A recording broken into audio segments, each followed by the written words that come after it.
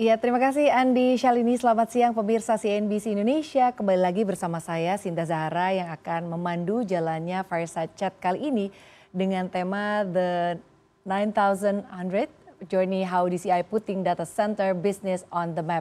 Dan sudah hadir bersama saya Bapak Otto Toto Sugiri, Presiden Direktur DCI Indonesia. Selamat siang Pak Toto, bagaimana kabarnya di siang hari ini? Baik. Kabarnya baik ya Pak ya. Baik. Menarik nih ya Pak kalau kita berbicara mengenai dorongan transformasi digital begitu ya Pak. Kita nampaknya saat ini memang sudah harus shifting ya Pak, melek digital, tapi juga ada kehadiran dari data center yang memang sangat-sangat dibutuhkan untuk saat ini ya Pak. Membahas mengenai data center. Bagaimana sebetulnya awal mula Pak keterlibatan Bapak atau juga apa yang sebetulnya membuat Bapak tertarik untuk bisa terjun menggeluti bisnis data center ini Pak Toto, silakan. Oke, kalau cerita awalnya sih sebetulnya itu dimulai di tahun 98 waktu krisis. Sebetulnya tidak sengaja dari spirit ingin membantu pelanggan-pelanggan kami terutama di perbankan waktu itu mengalami kesulitan. Di situ inisiatif awal itu dibuat seperti itu. Jadi kita membuat data center, mengambil alih pekerjaan data center di perbankan dengan memberikan biaya yang lebih murah daripada biaya mereka kalau jalankan sendiri. Awalnya seperti itu. Tapi kemudian kita mulai menyadari ke depan bahwa data is the next oil sebetulnya. Nah, artinya kalau kita lihat dari sisi infrastruktur digital ekonomi ke depan dan kita lihat dengan boomingnya mulai dengan e-commerce waktu itu, unicorn dan lain. Nah, digital ekonomi mulai kebentuk. Kalau kita lihat di bawahnya layer digital ekonomi membutuhkan dua infrastruktur. Infrastruktur yang pertama adalah telekomunikasi yang baik. Yang kedua adalah data center untuk memproses dan untuk menyimpan datanya. Di luar dari topik bahwa data adalah aset strategi yang ke depan penting banget, bicara big data dan lain-lain. Nah, merasa tertantang di tahun 2012-2011 di mana pemerintah waktu itu bicara soal kedaulatan data Indonesia. Indonesia is the largest producer of data dengan populasi yang 270 juta orang dan sangat muda dan aktif di internet dan membuat konten juga.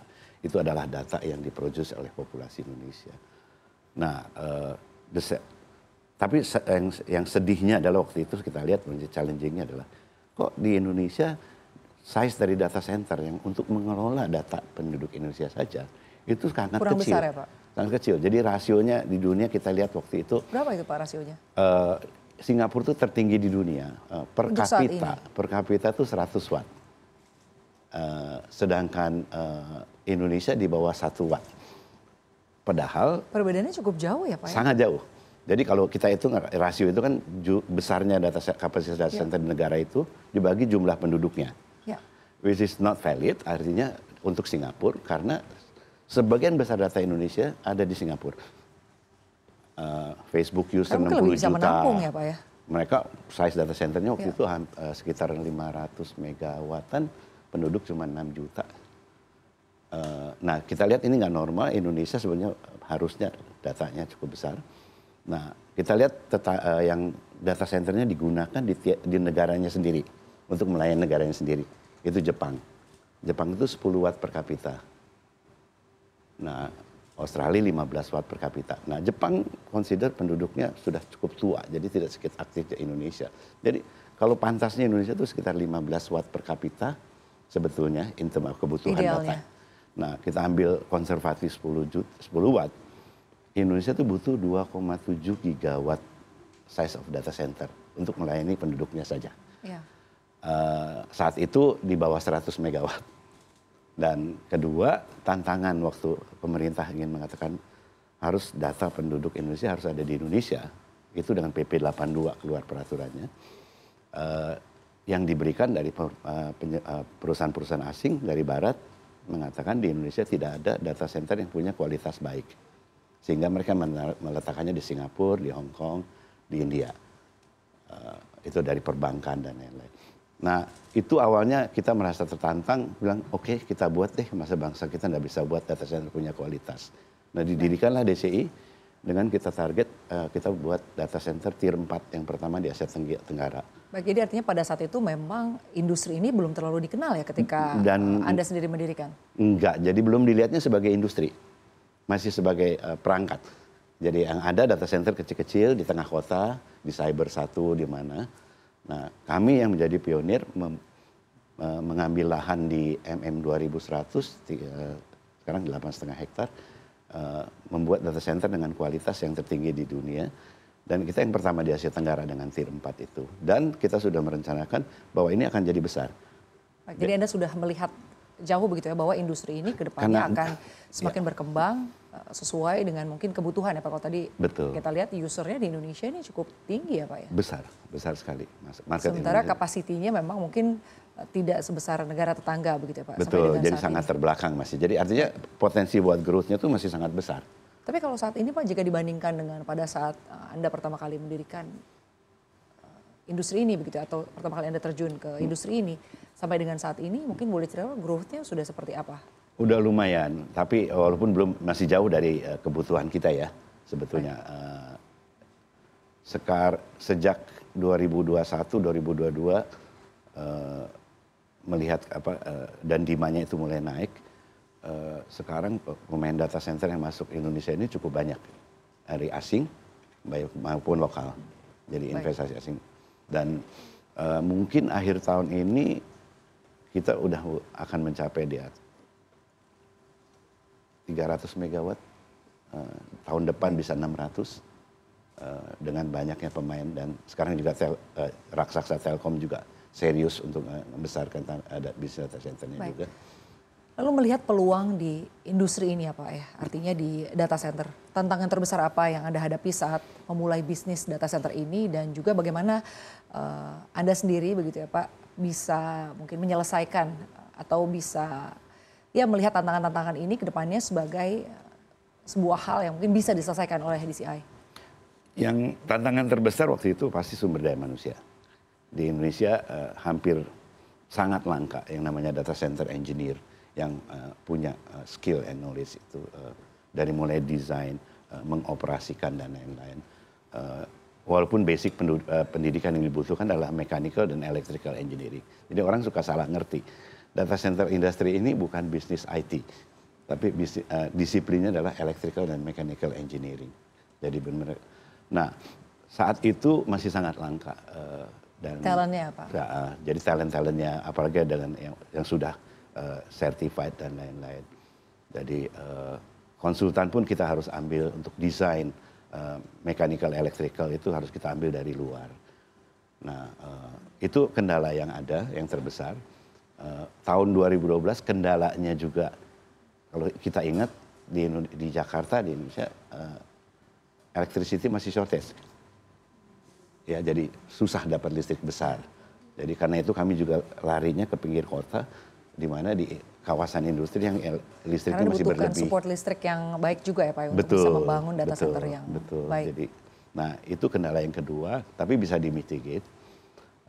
Yang sumber daya manusia itu yang awalnya very challenging. Jadi kita memang akhirnya merekrut fresh graduate, anak-anak Indonesia, lulusan dalam negeri maupun luar negeri. Kami bekerja sama dulu dengan pemain data center yang terbesar di dunia, Equinix awalnya, sehingga training dari orang-orang kita bayar revenue sharing nggak apa-apa, ambil franchise-nya dulu. Nah itu awalnya untuk mitigate kendala itu, dan sesudah itu kita udah bisa mandiri. Jadi, nah ke depan ini tetap akan shortage dengan banyaknya pemain dan lain-lain. Tapi kami sudah menyadari itu dari awal, ya. Dan menariknya kita menggunakan alat bantu untuk membridge atau meningkatkan kualitas kerja dan kapasitas kerja dari karyawan. Seperti apa Pak alat bantunya?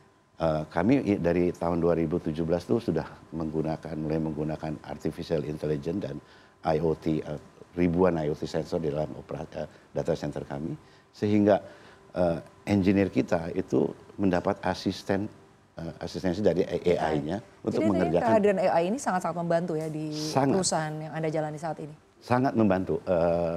Produktivitas engineer kami itu bisa meningkat di atas 4 kali lipat Jadi jumlah karyawan DCE sampai hari ini cuma 150 orang. Kami menangani 7 gedung data center di 3 lokasi yang berbeda. Jadi 150 orang walaupun Anda sebetulnya pemain utama ya di industri ini ya? Iya, dengan kapasitas 83 megawatt yang sekarang. Dan itu dengan kapasitas jadi kita bisa. Dan bahkan kami bisa mulai nge-train dan melatih dan mengemploy lulusan SMK teknik untuk menjadi site engineer kami.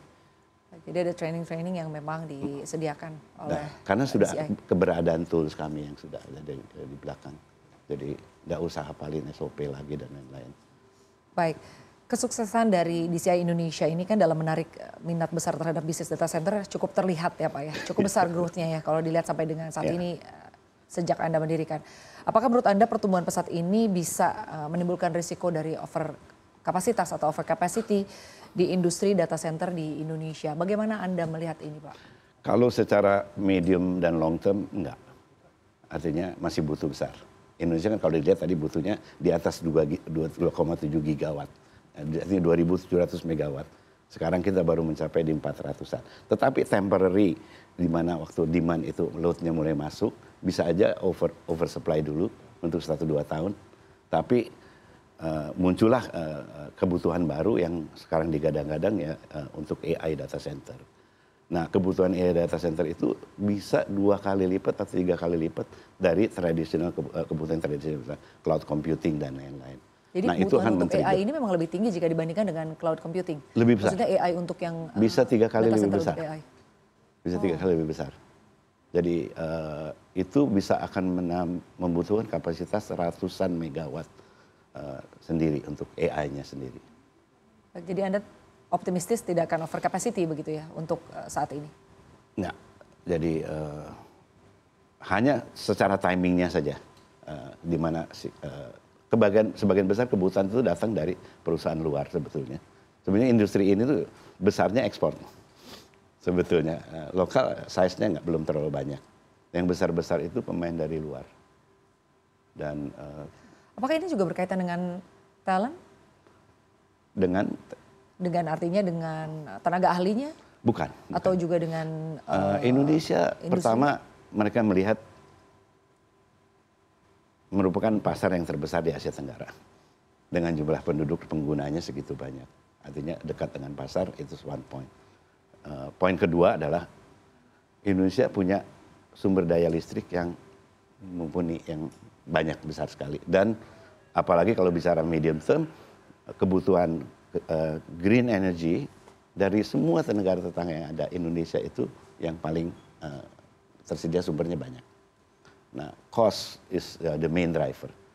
Harga listrik di Indonesia, mungkin Pak Darmo juga sudah menyebutkan bahwa itu yang paling kompetitif saat ini dibandingin negara tetangga. Singapura udah hampir 30 sen per kWh, kita di sekitar 7-8 sen per kWh. Malaysia juga di atas kita di 12-an.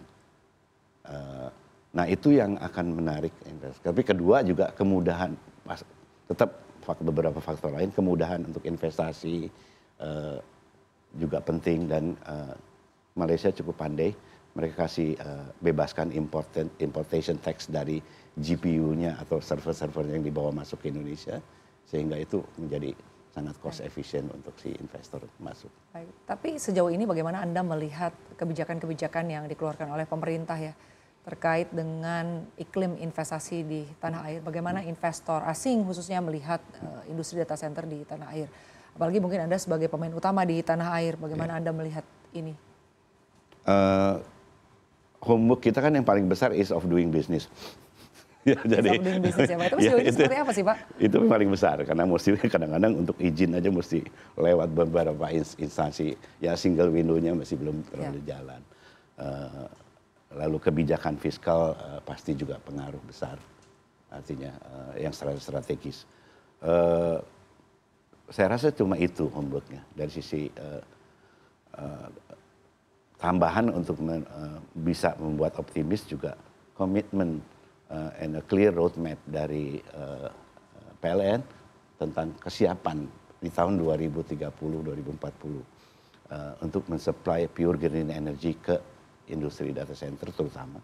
Karena mereka pakai listrik industri pakai listriknya cukup sangat besar di dunia ini.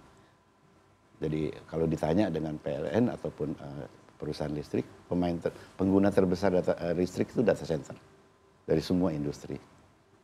Mungkin sekarang sudah sekitar 3% dari pemakaian listrik seluruh dunia itu dimakan oleh data center. Dan ini akan lebih besar lagi dengan adanya AI. Mungkin jika dikaitkan dengan green energy, bagaimana Anda melihat? Ya itu dia, artinya industri data center industri yang pertama yang akan dipaksa harus menggunakan listrik green energy, karena si pemain-pemain multinasional terbesar itu juga sudah komit di 2030 net zero carbon neutral, 2040 selambat sampai 2050 itu net carbon emission. Baik. Artinya memang kebutuhan untuk listriknya cukup tinggi untuk data tinggi. center ya Pak sampai dengan saat ini. Ya. Lalu kembali lagi membahas mengenai meningkatnya permintaan akan data center ya Pak di tanah air. Bagaimana DCI sendiri atau mengambil peran ya terkait dengan hal ini dan juga memastikan infrastruktur dan juga kapasitas yang ada ini bisa memenuhi pasar tanpa bisa mengorbankan layanan dari kualitas. Artinya kalau kita bicara demand yang tinggi Pak, ini juga akan berkejaran dengan kualitas Pak. Betul. Apalagi tadi Anda menyampaikan bahwa di Indonesia ini boleh dibilang data centernya ini cukup sedikit begitu ya Pak kapasitasnya ya. Bagaimana Anda melihat ini bisa menyesuaikan permintaan dengan kualitas? Betul, dan itu yang memang merupakan target kami dari awal, bahwa kita mempunyai kualitas layanan yang tertinggi dan tapi juga bisa masuk di affordable market price untuk to take the volume and the demand. Jadi itu yang jadi fokus dari DCI dari sejak didirikan, dan sampai hari ini kami menjaga track record itu sejak hari pertama operasi tahun 2013 sampai tahun ini kita 11 tahun beroperasi, we have zero downtime. Tidak pernah ada kedip sekalipun, dan ini sudah membuktikan dan diakui oleh pelanggan-pelanggan besar kami dari luar bahwa kualitas dari DCI ini baik. Nah, kami terus berinovasi, investasi terus di penerapan otomasi di dalam operasi kami, termasuk penggunaan AI dan IoT sensors untuk menjaga kualitas secara konsisten walaupun volume besar. Dan secara volume kita juga sudah termasuk cukup besar sekarang dengan 83 megawatt. Tahun depan kita akan sampai di 128 megawatt. Jadi dan ini sampai hari ini yang paling dijaga untuk kami. Jadi, baik, tadi Anda menyinggung sedikit bahwa memang kehadiran AI ini sangat-sangat memberikan pengaruh yang cukup positif ya Pak kepada efisiensi dari operasional perusahaan ya Pak utamanya. Bagaimana bisnis bisa berjalan lebih baik lagi dengan kehadiran AI. Tapi membahas mengenai tenaga kerja, tadi Anda sempat menyinggung sedikit bahwa untuk saat ini tenaga kerja memang sudah cukup baik. Tapi untuk secara umum ya Pak, tenaga kerja atau tenaga ahli yang mampu mengoperate atau bekerja di dunia data center di tanah air sampai dengan saat ini seperti apa Pak? Apakah memang boleh dibilang sudah cukup baik? Tadi kan menyampaikan bahwa oh ya saat ini banyak juga begitu ya perusahaan-perusahaan data center asing gitu yang berada di Indonesia. Bagaimana Anda melihat ini? Ya, kalau kita lihat dari kualitas engineer, electrical engineer, mechanical engineer, memang secara umum kita masih di bawah Singapura. Tapi penduduknya juga dikit di sana. Secara kualitas, quality awareness, juga deeper knowledge. Makanya kebanyakan data center menggunakan konsultan untuk desain itu banyak yang dari Singapura atau dari luar, dari Amerika. Tetapi engineering company di Indonesia, ini yang kami alami juga, kontraktor listrik yang punya kualitas bagus dan kerja dengan rapi dan bagus tanpa flow, itu hampir nggak ada. Itu masih problem. Jadi boleh dibilang tidak mudah ya Pak? Tidak mudah artinya meningkatkan. Nah di situ, karena ini kan industri pendukungnya. Jadi kalau kita invest data center sebetulnya impact dari ekonominya itu ratusan ribu atau jutaan man hours yang digunakan. Dari sisi kontraktor bangunan, electrical, mechanical, itu semua waktu adalah proses konstruksinya sebetulnya. Ini yang indirectnya itu yang besar. Dan investasinya kan sekitar 8 juta dolar per megawatt capacity. Baik. Nah di situ memang masih banyak perlu improvement, tapi di dalam industri data center ini untuk operation dan lain-lain, menurut saya ini secara general, ke industri lain juga berlaku. Kita harus embrace artificial intelligence atau IT and automation sebagai tools kita, bukan sebagai kompetitor kita.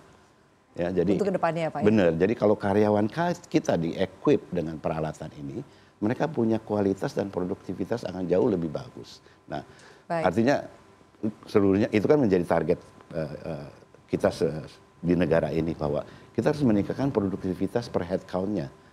Enggak cuma stay di padat karya aja, tapi low value job sebetulnya.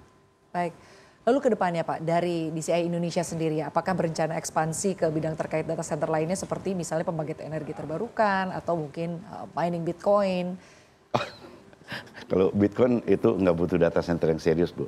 Mbak, maksudnya Bitcoin mining itu kan sebetulnya cukup dengan membangun warehouse, dikasih fan. Tidak cukup, tidak butuh data center. Jadi tidak butuh ini. Dan sebetulnya kami itu bukan fokus kita, dan itu juga tidak long term.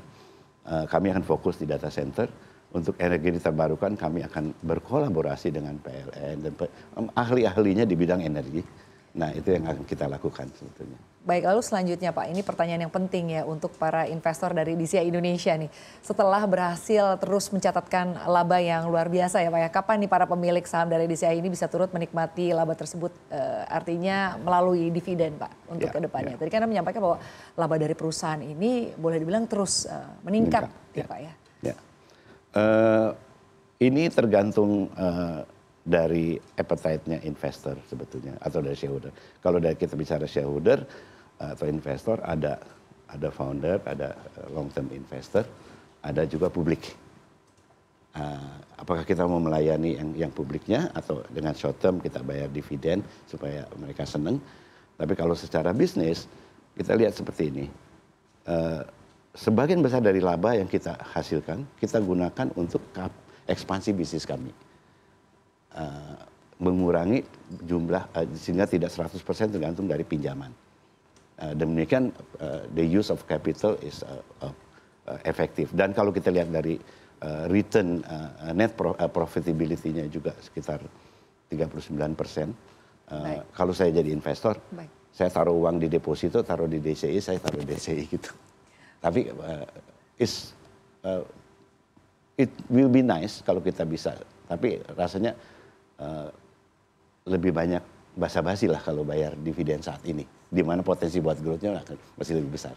Baik, memang kalau dilihat ya Pak, secara ekonomi pertumbuhan industri data center ini memiliki dampak yang cukup signifikan ya Pak terhadap pertumbuhan ekonomi digital di Indonesia. Dan industri ini pemirsa tidak hanya menciptakan lapangan pekerjaan baru ya Pak ya dalam teknologi, tetapi juga mendorong ekosistem startup dan juga meningkatkan produktivitas bisnis, dan utamanya ini mempercepat inovasi di berbagai sektor seperti misalnya manufaktur, lalu juga layanan kesehatan dan juga pendidikan ya Pak. Begitu banyak begitu ya Pak, artinya dampak yang bisa dihasilkan ya Pak dengan adanya kehadiran data center yang cukup baik dengan kapasitas yang lebih besar ya Pak di kedepannya. Terima kasih banyak. Betul, Pak Toto sudah berdiskusi bersama kami di siang hari ini. Demikianlah pemirsa dialog kami bersama dengan Bapak Oto Toto Sugiri, Presiden Direktur DCI Indonesia. Saya Sinta Zahra, saya kembalikan ke Anda, Andi Syalini, silahkan. Terima kasih Sinta Zahra sudah memandu sesi diskusi begitu menarik. Pemirsa, selesai sudah rangkaian acara Data Center Industry Dialogue dengan tema Data Center The New Engine for Indonesia Economy.